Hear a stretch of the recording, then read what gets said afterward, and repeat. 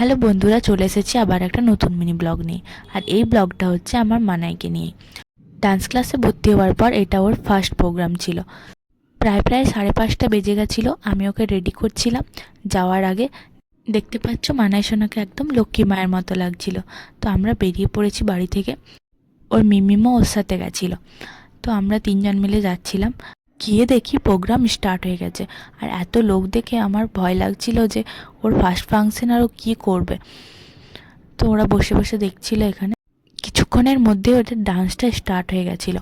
তো এই ডান্সটা হয়ে যাওয়ার পর ওদের ড্রেস চেঞ্জ করতে চলে গেছিলাম আমরা আরেকবার। আর এই যে হচ্ছে ওদের ম্যাম।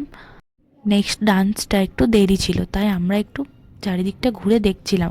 ফাংশনটা ছিল রানীগঞ্জের বড়দই কালী মন্দিরে।